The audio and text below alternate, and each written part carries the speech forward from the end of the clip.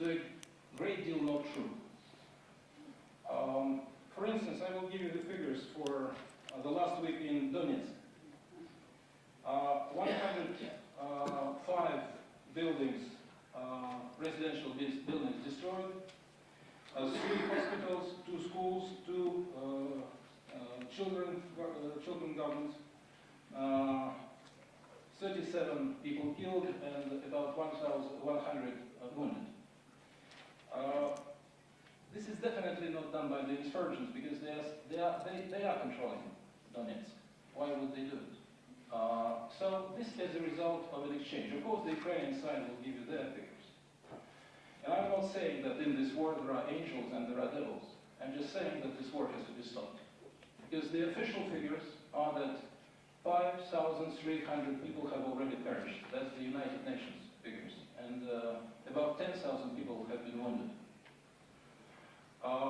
The secret services of the Federal Republic of Germany, if we are to trust Frankfurter Allgemeine, have published a different figure, that 50,000 people have perished in Ukraine, taking both the civilians and the military people.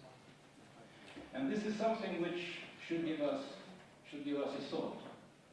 Where do we go from here? Do we want to multiply these figures, or we have to find a way out?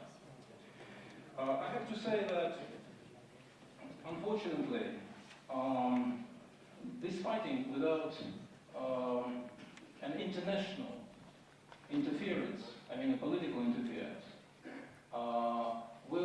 can go for a very long time. As you know, all wars generate radicals on both sides. There are people who want to fight until the end. You find these people in Kiev, and you most probably find them among the insurgents. That happens everywhere. That there are people, and they sound very persuaded about that they are right, you know. But I wonder just what is the end in the case of Ukraine? Will the insurgents be able to take Kiev? They will not be able to take Kiev. That's evident. And they don't have this goal. But what is the fighting until the end for Kiev? Will they be able to dislodge the insurgents and just to kill all of them and to do what? I don't think it's possible neither. There were 2 offensives by Kiev in August, September, and the last one in January. And I think that mostly we had a status quo in this war. So there is no military solution to this war. No side can inflict damage to the other side that would be considered as decisive. Also, it would have been very simple to say that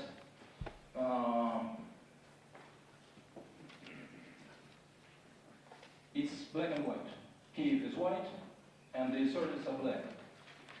I think last week the Supreme Rada in Kiev has adopted a resolution calling Russia an aggressor, a country which is exercising an aggression in Ukraine.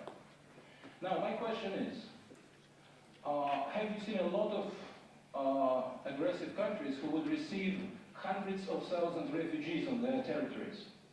If Russia is an aggressor, why 830,000 people from eastern Ukraine found refuge on the Russian territory? That's a question which does not fit into this black and white picture. And I can tell you why. Because these people are mostly Russians, and they feel safer and secure exactly on the Russian territory. At the same time, about 150,000 people have left these areas and find refuge in other cities and territories of Ukraine.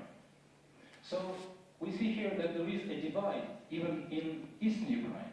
Some people would prefer to go to the Ukrainian side, and some people would save themselves on the Russian side. I think that exactly because it is not black and white, it's something which needs a political solution.